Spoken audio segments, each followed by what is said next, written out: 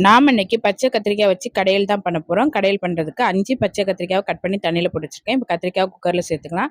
2 பெரிய வெங்காயத்தை கட் பண்ணி சேர்த்துக்கலாம். 10 பல் பூண்டு, 3 தக்காளியை கட் பண்ணி சேர்த்துக்கலாம். கொஞ்சமாக கருவேப்பிலையில் 3 வரமிளகா கட் பண்ணி சேர்த்துக்கலாம். கொஞ்சமாக புளி, 1/2 ஸ்பூன் ஜீரகம், கொஞ்சமாக மஞ்சள் தூள், கொஞ்சமாக பெருங்காயத்தூள், 1 ஸ்பூன் அளவுக்கு குழம்பு மிளகாய் தூள், கொஞ்சமாக எண்ணெய், தேவையான அளவு உப்பு, கொஞ்சமாக மல்லி இலை, தேவையான அளவு தண்ணி எல்லாம் சேர்த்து கலந்து விட்டுடலாம். இப்போ எக்ஸ்ட்ரா கொஞ்சமாக தண்ணி சேர்த்துக்கலாம். தண்ணி சேர்த்து கலந்து விட்டுட்டு குக்கரை மூடி போட்டு ஒரு 3 விசில் வேக வச்சு இறக்கிடலாம். இப்போ ஒரு 3 விசிலில் கத்திரிக்காய் எல்லாமே நல்லா வெந்துட்டு தண்ணியை வடிகட்டிட்டு கத்திரிக்காவை ஒரு 10 வச்சு நல்லா கலந்து எடுத்துக்கலாம்.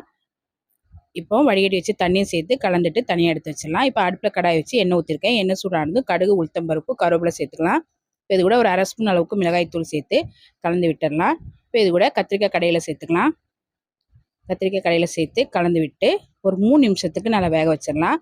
இப்போ அடுப்பு ஆஃப் பண்ணிவிட்டு கடைசியாக கொஞ்சமாக மல்லியில் சேர்த்து கலந்துட்டு இறக்குனா டேஸ்ட்டான கத்திரிக்காய் கடையில் ரெடி ஆயிடுச்சு. இட்லி தோசையோடு வச்சு சாப்பிட்றதுக்கு ரொம்ப நல்லாயிருக்கும். ட்ரை பண்ணி பாருங்கள்.